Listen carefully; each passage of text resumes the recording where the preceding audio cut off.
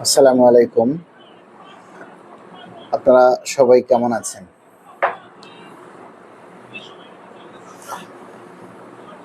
অনেকদিন পর লাইভে আসলাম। আসলে আজকে লাইভে আসার কথা ছিল 10টায়। আমি একটু জরুরি কাজে বাইরে থাকায় একটু দেরি হলো আসতে। আপনাদের সাথে যখন কথা না হয় তখন মনে হয় যেন যে সবার সাথে যোগাযোগ বিচ্ছিন্ন হয়ে গেছে।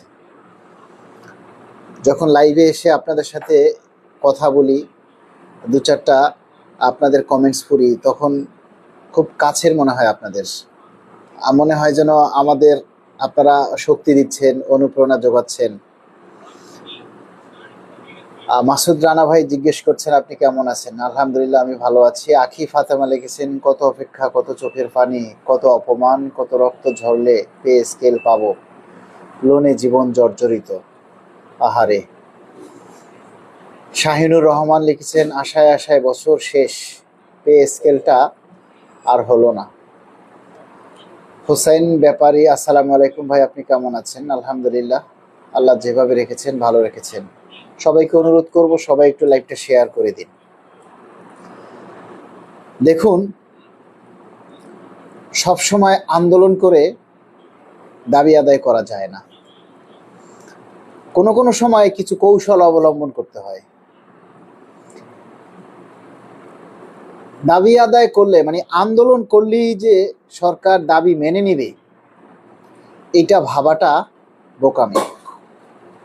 এই যে আমরা অনেক সময় স্মারকলিপি দিচ্ছি বিভিন্ন জেলায় উপজেলায়, এগুলির কোনো রেজাল্ট নেই। এগুলি ওই দেওয়া পর্যন্তই, এগুলির কোনো রেজাল্ট হয় না। এখন হচ্ছে সোশ্যাল মিডিয়ার যুগ, আধুনিক যুগ। আপনারা নিজেরাও জানেন যে মাননীয় প্রধানমন্ত্রীর নিজস্ব একটা পেজ আছে। আমাদের মাননীয় প্রধানমন্ত্রীর তার নিজের একটা পেজ আছে, তারেক রহমান, দেখবেন।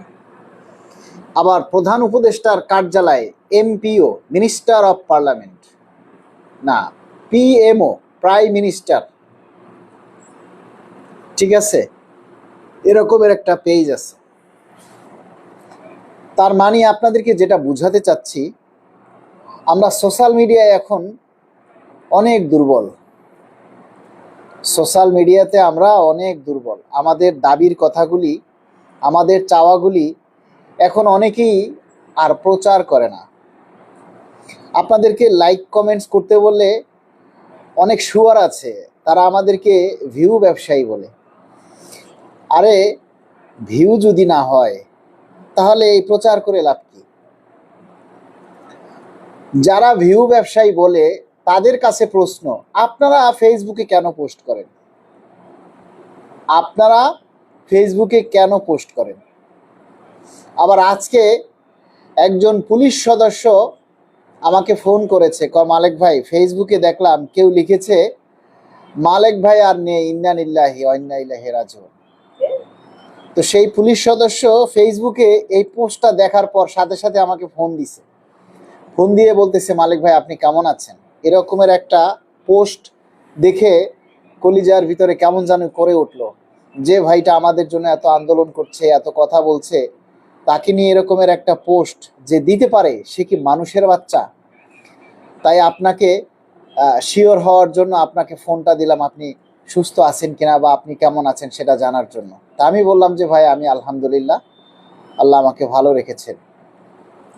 আমার যতদিন শক্তি আছে, সামর্থ্য আছে, আমি আপনাদের জন্য, আমাদের দাবি আদায়ের জন্য চেষ্টা করে যাব।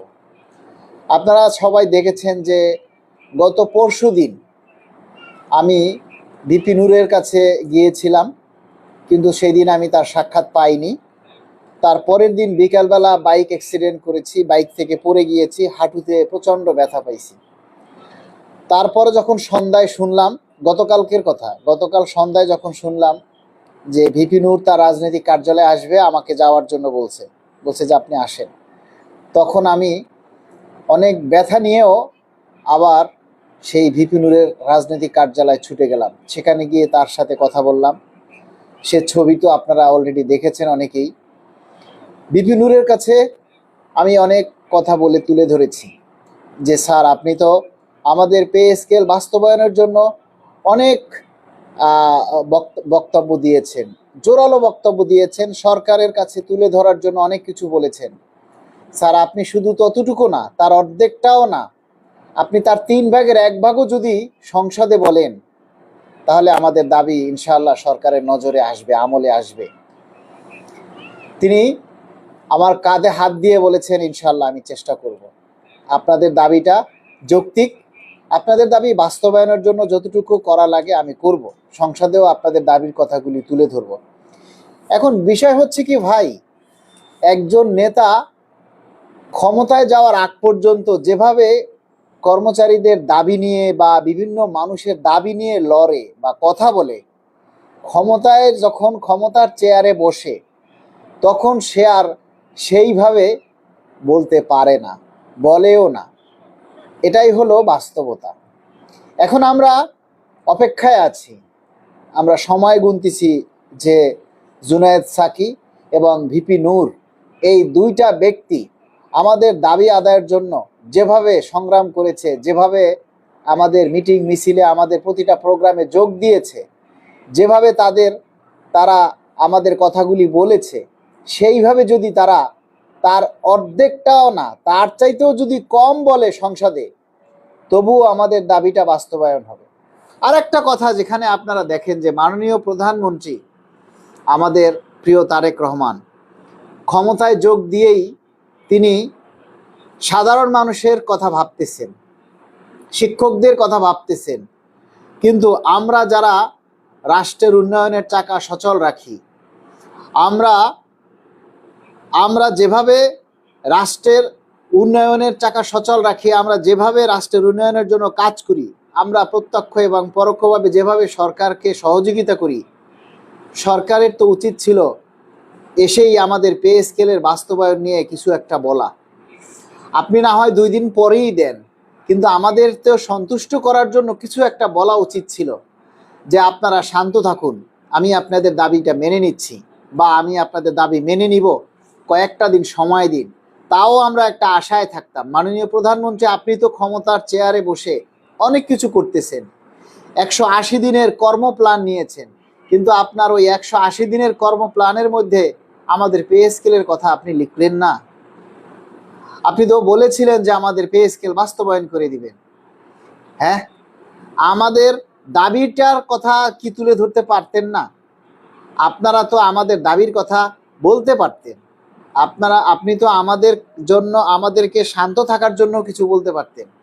কই, কিছু তো বললেন না। তাহলে কি আপনারা বলছেন যে আমরা যেভাবে পারি সেভাবে আমরা অফিস থেকে, যার যার জায়গা থেকে আমরা কি আমাদের দাবি তুলে নেব? আমরা তো সেগুলি পারি না। আমাদের যে সরকারি কর্মচারী আছে, কয়জনে ঘুষ খাওয়ার চাকরি করে বলেন?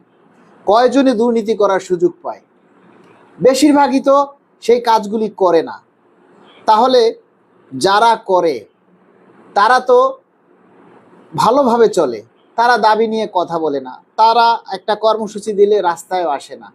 কিন্তু এই যে পে স্কেল নিয়ে আমরা যারা সোশ্যাল মিডিয়ায় বর্তমানে এই দাবিগুলি নিয়ে আমরা কথা বলি, প্রকৃতপক্ষে তারাই সততার সাথে চাকরি করে। একটা কথা, আপনারা যারা আছেন, 900 মানুষ লাইভে আছেন, একটা কথা স্পষ্ট শুনেন, এই লাইভে এসে আমরা যারা কথা বলি, আমরা ফেসবুকে সোশ্যাল মিডিয়ায় দাবি নিয়ে যারা কথা বলি, আপনারা আমাদের যারা সাপোর্ট দেন, যারা আমাদেরকে কমেন্টস করেন, আমাদের আশায় থাকেন, বিশেষ করে বিশ্বাস করেন, এই মানুষগুলাই সৎ মানুষ, এই মানুষগুলাই কষ্টে আছে প্রকৃতপক্ষে, বাকিরা কেউ কষ্টে নাই।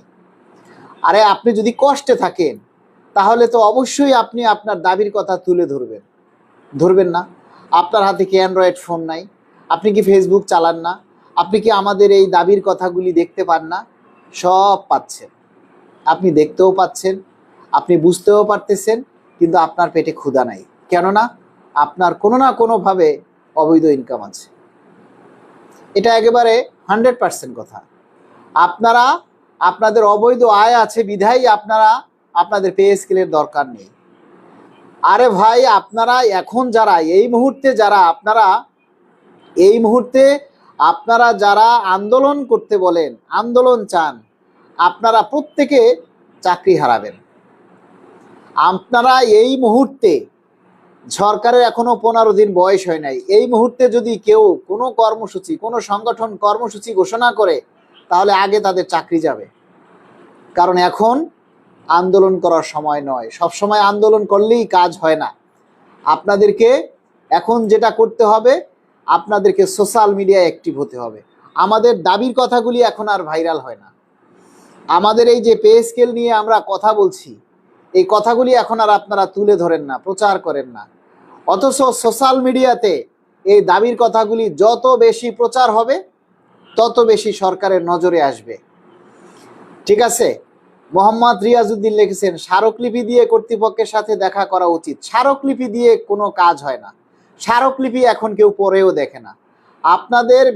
আপনাদেরকে যেটা করতে হবে, সোশ্যাল মিডিয়ায় আপনাদের সবাইকে দাবির কথাগুলি তুলে ধরতে হবে।